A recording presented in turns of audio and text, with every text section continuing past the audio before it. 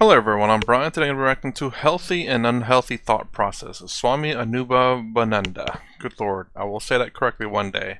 So anyways, Healthy and Unhealthy Thought Processes. I guess this is going to be about karma, because I think karma is about your thoughts as well, intentions and all that. And to suffer your thoughts is pretty bad karma. Anyways, let's go and get started. The first problem, why the mind becomes extrovert, is the habit. They say habits die hard. If you remove the H, a bit remains. If you remove the A, it remains. If you remove the I, the habit of T remains. The T habit doesn't go. First is our life lived a mechanical habitual existence, or is our life lived with wisdom and understanding? So, when this habit of ours is so deeply rooted that we are unable to come out of it. See? So this habitual thinking has to be suspended. Number one. Then the mind will not be much extrovert. And second thing, mind has got two functions. One is perception and second is projection. See? Perception. This is a camera. Over. No problem. This is a camera. It's a good one, It is nice one, How much it costs? Where did you get it? It is so nice, Is it available here? Projection. And the projections have got the following qualities. Number one, it is a source of happiness. Number two, without that camera or object, I will not be complete.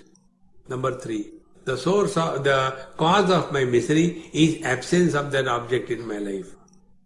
And fourth, if I don't get that object, what is there to live for? Perception is followed by this line of thinking. And this line of thinking creates problem in our life. So where is the problem? Problem is not in perception. Problem is projection followed by the perception. And therefore, where is the problem? The problem is not outside, the problem is with our mind, and the mind is never trained how to think. Next step. We all know that everything we have to learn. Making a chapati. So everything we have to learn that we know. But when it comes to thinking, we don't appreciate that we have to learn thinking, how to think. See, friends. Normally, the thoughts are divided in two categories. One category is unhealthy thought process, and second category is the healthy thought process. Unhealthy thought process is that thought process which takes us away from ourselves. It is unhealthy. We don't stay with ourselves. We are all the time extrovert. What is happening in the world? What is happening here and there? And it makes no difference. Like, there are many people who cannot go to toilet without a newspaper in the hand.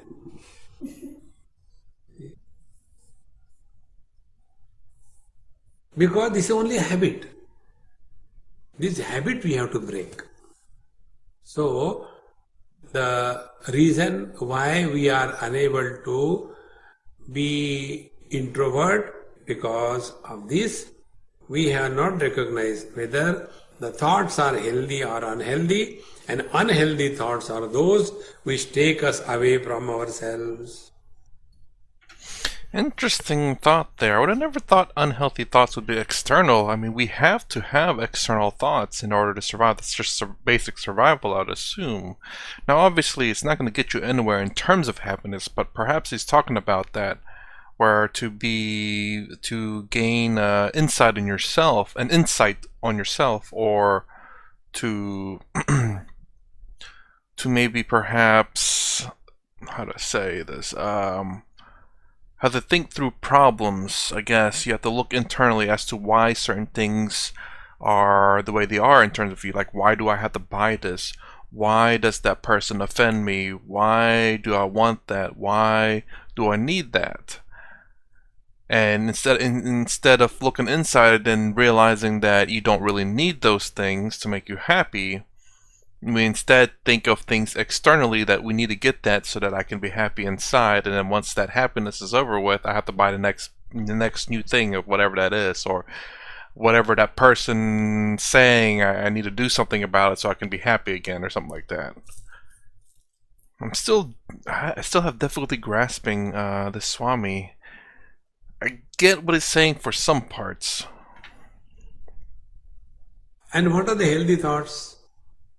Healthy thoughts are those which take us back to ourselves.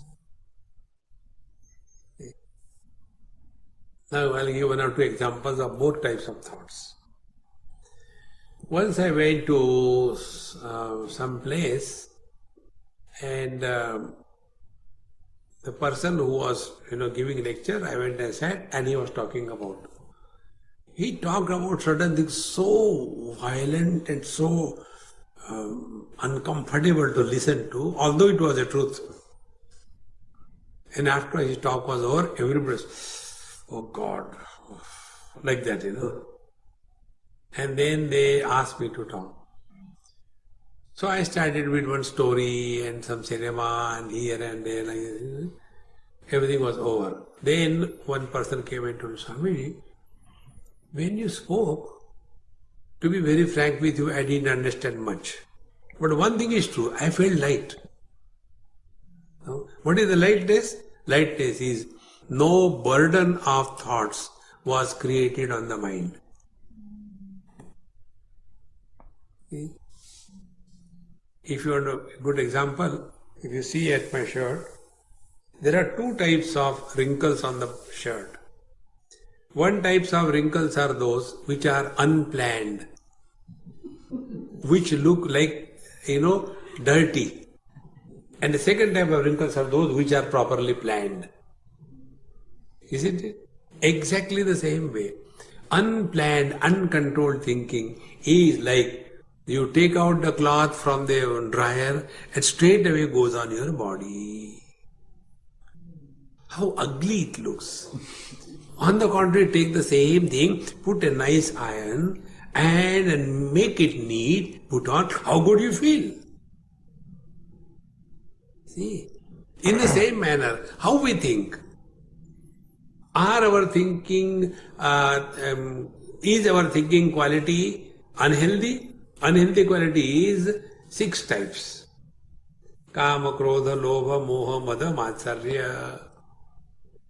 Before he explains that, so is he trying to say then, at least from my understanding, is that if external things are making our minds think about stuff that we are not thinking about in ourselves, so like if I look at a color, all of a sudden that color reminds me of something bad or something good, but that's not something that I chose to think about, but it just so happened to see that, and then my mind just actively thought of things in the past or whatever it could be, an emotion was brought up or a memory was brought up, as opposed to, and that's the unhealthy thoughts where your mind is just running rampant and you have no control over it. Whereas healthy thoughts is that your mind is not thinking of random things, but if you choose, like if you look at a color and it says, I guess you kind of choose to remember what the color reminds you of, or if you're not doing anything, or I guess not, maybe not that. Maybe it's you're going about and then you choose to remember something, or you choose to essentially you choose what you think about and what you feel in a sense, where your mind is not running rampant, but you have control over your thoughts and your emotions. They're not just going crazy. I guess that's so. Is that what he's trying to say? That the shirt wrinkle being planned and unplanned was a pretty good example. If that's what he's trying to get at, that's what I got from that. Desire, anger, greed, passion, etc., etc., jealousy. These are unhealthy aspects of the thought. And the healthy aspect of the thought is what? That how does it matter for me how the world is? One person came and asked me, Swamiji, why the God has created this world? He said, look here, friend, I have not created, don't blame me. No, why God created? I said, you ask God, why do you ask me? I'm not God, I'm like you. No, you know but you don't tell. I said, when you know I don't tell, why do you ask me? See, this world has always been like this. There is nothing new in this world. Oh, jeez. I think that's it, right? Let's see. Okay, so that's healthy and a healthy thought process. So I guess this gaining. Is this? Yeah, no, this is karma. So again, this is I believe to be karma yoga. Perhaps I guess there's kind of two aspects you can get, at least from my understanding that you can get from this, is to control your thoughts and your emotions. And to, I guess, yeah, control your thoughts and your emotions, because if you can control it, it's not you. And also, which is kind of the way I do it, it's not necessarily control it because that's a lot of effort. It's for me just to realize that that's just how it is. And, it's kind of like just, how do I say, it's like you throw a rock up the hill and it starts tumbling down. It's like, well, that's how it tumbles. I'm not going to force it to tumble a specific way. It just tumbles where it tumbles, and that's fine. I'm not going to stop it and say, no, you got to go this way. I'm not going to stop and say, no, you have to run this long line. No, I just throw it up there. And it's like, well, it goes where it goes, kind of deal. It's like essentially my thought just sometimes goes everywhere for the most part, and I accept it for as it is, and I'm not fighting against it. I just realize that it's doing that, and I just observe it in some sense because it's kind of funny. I don't have complete separation on my thoughts, or anything for that matter, obviously. But I am able to at least not have my thoughts kind of run my body, not completely, anyways. Anyways, that's my reaction to healthy and unhealthy thought processes. If you like my content, please consider subscribing, thumbs up, thumbs down below. Thanks for watching. I'll see you in the next vid.